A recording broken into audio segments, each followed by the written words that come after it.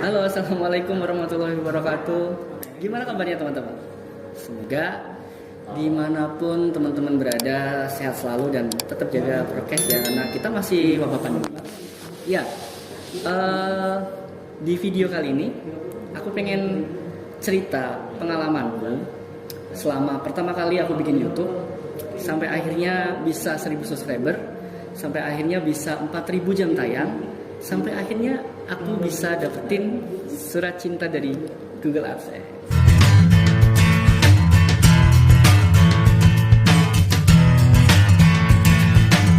Dan sebelum aku ngomong banyak, aku pengen ngucapin terima kasih dulu. Pertama, terima kasih tentu buat keluargaku, buat kedua orang tuaku, buat bapak ibu aku, buat adik-adik aku, buat istriku, buat anak-anakku, dan buat semua pihak yang turut serta membantu terciptanya konten-konten YouTube yang pernah aku bikin ya, baik semua narasumber, baik tim kameramen ya, yang semuanya tanpa mereka pastinya konten-kontenku juga gak bakal kecipta dong. Sekali lagi, nggak ada maksud atau tujuan aku buat pamer atau ria atau sombong gitu, nggak ada. Ini cuma pure aku pengen berbagi pengalaman, karena banyak banget teman-teman yang pengen tahu cerita aku nge-YouTube, atau bisa jadi motivasi ya, karena nanti juga kan aku pengen ngasih tips-tips gimana sih caranya biar kita bisa satu tahun itu bisa memenuhi persyaratan dimonetisasi sama YouTube. Nah, kalau ada yang nanya gimana sih caranya biar channel YouTube kita itu bisa dimonetisasi mas gitu, caranya pertama jelas lah, kita harus bikin channel YouTube ya. Nah, biasanya permasalahan dari teman-teman ini suka bingung mau menentukan konten atau tema konten apa sih yang pengen saya bikin gitu kan. Nah, banyak orang-orang yang bingung seperti itu gitu. Jadi ya pertama kali yang harus dilakukan punya channel YouTube dulu, terus memikirkan tema apa yang pengen saya bikin untuk konten-konten. Yang pertama udah tadi bikin channel YouTube, kamu bikin video, kamu konsisten untuk bisa bikin video. Terus dalam jangka waktu 1 tahun itu syarat untuk bisa dimonetisasi itu harus mencapai 1000 subscriber dan 4000 jam tayang dalam waktu 1 tahun dimulai dari kita pertama kali mengupload video. Misalkan aku mengupload video pertama kali itu tanggal 24 April tahun 2020. Nah, penghitungannya itu 1 tahun setelahnya, yaitu tanggal 24 April 2021. Terus gimana sih caranya biar kita dapat pin Google AdSense? Nah, setelah melalui tahap 1000 subscriber dan 4000 jam tayang itu, nanti YouTube akan mengirimkan email untuk persyaratan monetisasi kita.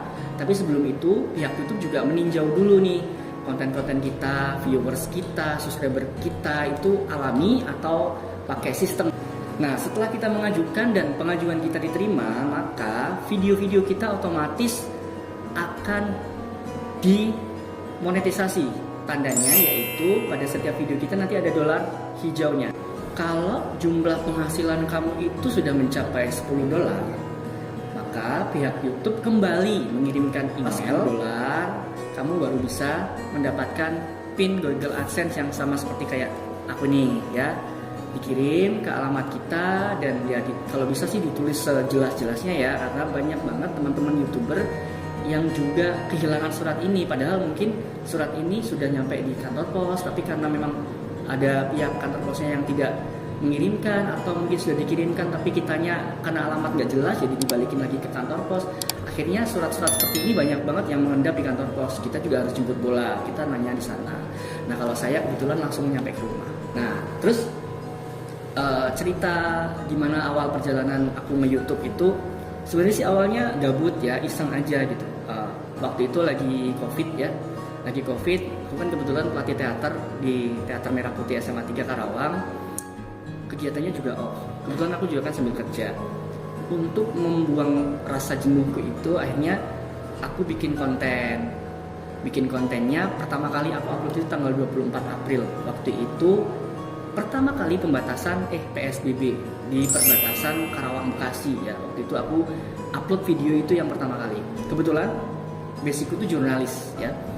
Dan konten pertamaku itu jelas pengen kayak teman-teman wartawan TV ya. Saya pengen ada bikin TV sendiri gitu di YouTube saya untuk informasi kepada masyarakat soal pemberitaan. Awalnya sih itu.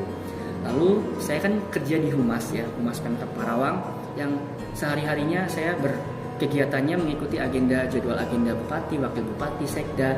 Nah, saya juga memanfaatkan momentum itu untuk mengabadikan kegiatan-kegiatan di balik layar dari bupati. Kebanyakan sih bupati ya, kebanyakan bupati karena memang jadwalnya lebih banyak ibu bupati waktu itu. Beberapa videonya bisa teman-teman lihat nanti di konten saya. Jadi saya mencoba untuk mendokumentasikan kegiatan ibu bupati gitu, beberapa kontennya juga ada. Lalu kemudian di tanggal 16 Juli kebetulan ada peristiwa di Karawang, itu ada tawuran. Waktu itu masih iseng kan, belum serius di YouTube kan.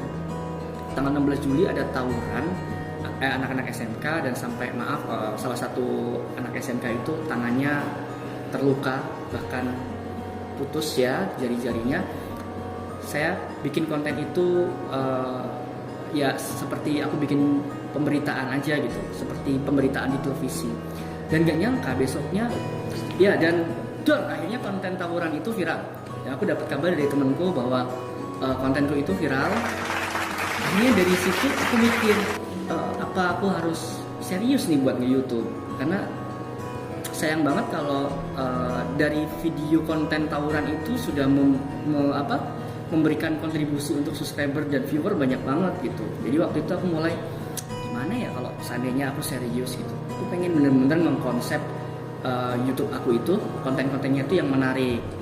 Nah, akhirnya mulai pertama kali aku bikin yang serius banget itu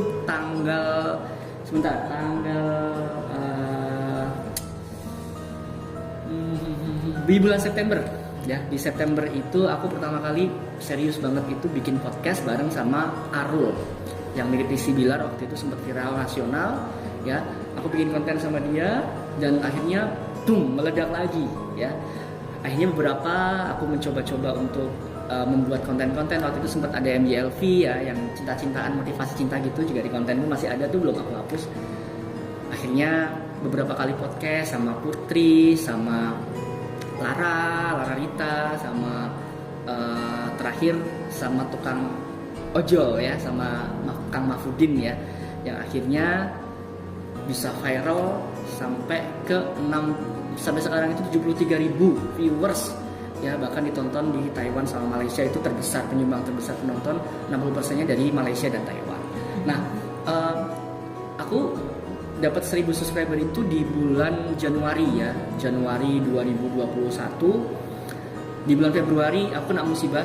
Kebetulan aku sempat off di YouTube itu 4 bulan ya, 4 bulan off di YouTube karena aku kena COVID ya. Sedih banget kena COVID. Aku sebulan di isolasi. Setelah itu aku kena musibah banjir ya, di rumah di Cikarang kena musibah banjir. Terus habis itu istriku melahirkan, jadi bener-bener off untuk bikin konten.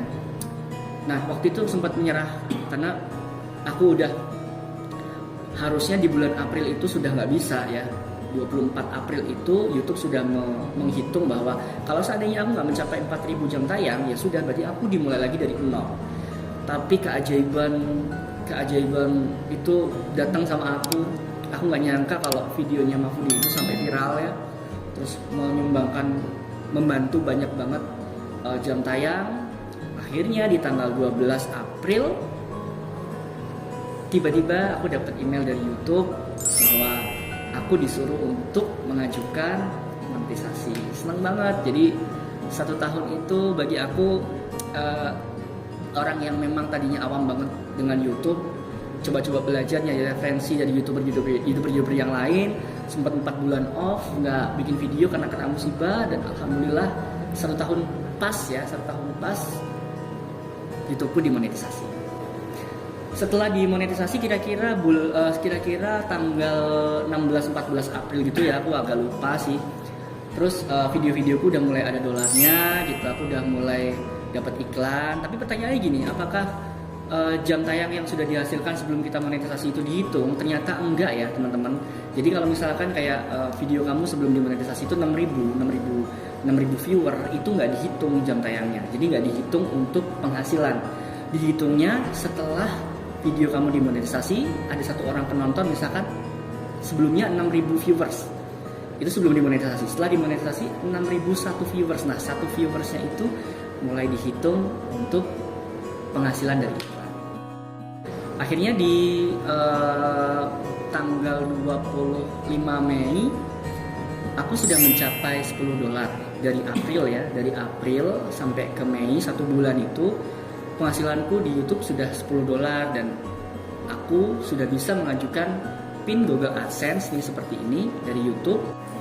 Jadi di tanggal 25 Mei tahun 2021 itu surat ini, Google Pins ini, surat cinta dari Google AdSense sampai kebalik ya, itu dikirimkan dari Malaysia sebagai daerah di perwakilan dari Asia Tenggara soal Google AdSense ya. Aku nunggu kira-kira ya katanya sih sampai sebulan gitu, sampai sebulan aku nunggu, bahkan aku punya rencana kalau lebih dari 1 bulan aku pengen jemput surat cinta ini ke kantor pos ya. Lihat dari teman-teman yang lain, yang youtuber yang lain itu sampai jemput bola ke kantor pos karena ini penting banget ya, penting banget untuk ya pokoknya jangan sampai deh ini di tangan jatuh ke tangan orang lain. Alhamdulillah sudah saya sobek juga, isinya seperti ini teman-teman. Nah di sini ada pinnya, maaf ya saya tutup pinnya, ini seperti ini. Jadi nanti teman-teman kalau sudah $10 sudah menerima PIN Google AdSense, tinggal memasukkan PIN ini ke akun Google AdSense kalian biar kita dapat penghasilan. Nah, ngomong-ngomong soal penghasilan, di bulan belak-belakan ya, nanti lihat teman-teman di sini. Dimonetisasi mulai mulai April, aku udah langsung dapat penghasilan di bulan April. Itu sekitar ada 16.829. Kok kecil sih mas?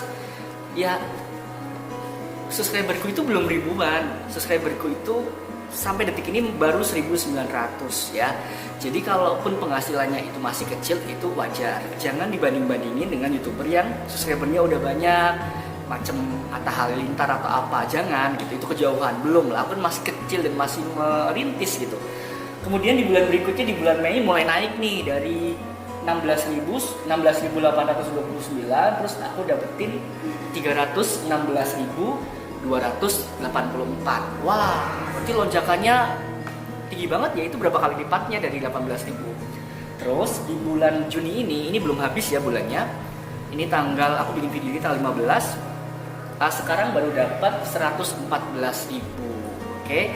Jadi untuk mencapai 1.300.000 sepertinya ya bisa itu bergantung sih dari banyaknya viewers nanti dan banyaknya viewers yang nggak skip iklan, karena penghitungan penghasilan di Google AdSense itu di YouTube itu yang pertama dari iklan, yang kedua dari berapa lama penonton itu menonton konten kita ya, itu ada penghitungannya dan aku belum tahu itu, aku serahkan aja ke YouTube dan aku percayakan juga ke YouTube.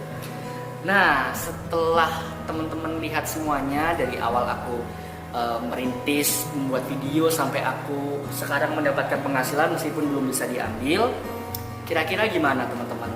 Ya, aku sih cuma bisa pesen bahwa buat YouTuber pemula ya, semoga sih video ini bisa bermanfaat dan memotivasi kalian ya. Jangan sampai ada keraguan-keraguan.